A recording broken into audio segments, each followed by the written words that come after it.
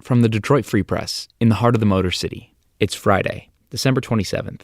Here are today's top stories. Brought to you by JB's Smokehouse, located inside Bush's Fresh Food Market of Canton. JB's offers a range of authentic barbecue favorites, from beef brisket and mac and cheese to fried green tomatoes and pulled pork tacos. JB's is sure to become your new favorite barbecue spot. I'm Susan Tompor, and I'm a columnist with the Detroit Free Press. What kind of economy can we expect in 2020? Back in August, the Dow dropped 800 points in one day, and economists had been worried about an inversion in the yield curve that indicated that a recession could be ahead.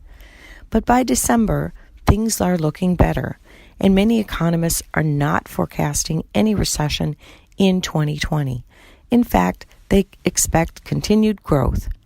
The growth may be somewhat mild, nothing robust, but it won't be a recession, which is the good news, according to the forecasts now. That's at least what we're saying at the end of 2019. Everyone, of course, will be watching economic indicators such as the jobs reports to see what actually happens in the next year. But at least we're starting out the new year on a good foot.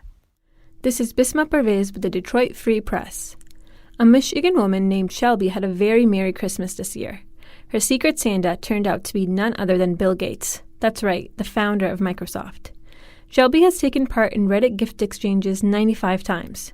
It's a giant online gift exchange that tells you to spend around $20 on a gift, but sometimes people go a little crazy. This year, Shelby was lucky enough to get a box full of thoughtful and geeky gifts from books to Lego sets. Clearly, Bill Gates did his homework. The surprise was exactly what Shelby needed. A few months ago, Shelby lost her mom 10 days before her wedding. Bill Gates managed to bring some holiday cheer through his most thoughtful present, a donation to the American Heart Association in honor of Shelby's mom. She said she hopes others will join the gift exchange because it's a ton of fun to learn about someone else and brighten their day. It turns out Gates has been a secret Santa for a few years now. I wonder who will match with him next year. This is Detroit Free Press editorial page editor Brian Dickerson.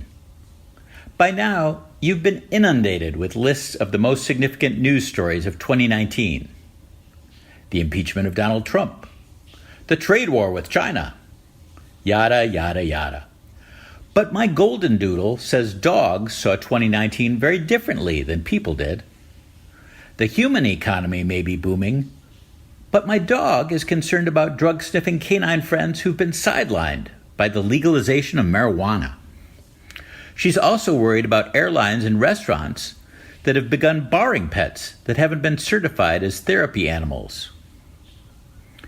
But the most significant dog news of the year? That might be the emergence of new research suggesting that dogs are better than virtually any other creature at making friends with other species. Not just with people, but with goats, horses, sheep, even cats.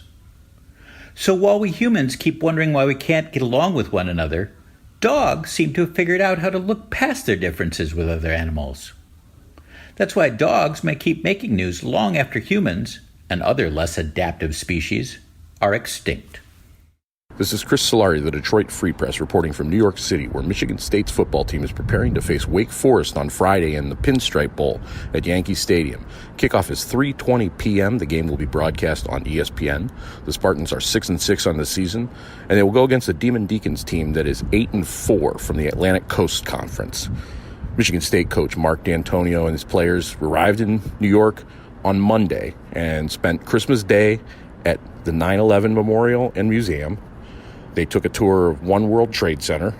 Then on Thursday, D'Antonio and some of his players rang the bell at the New York Stock Exchange to open the day before holding a clinic at Yankee Stadium for local youth from the Bronx. The Spartans will kick off at 3:20 in Yankee Stadium against Wake Forest. Stay tuned to Freep.com for more coverage throughout the weekend.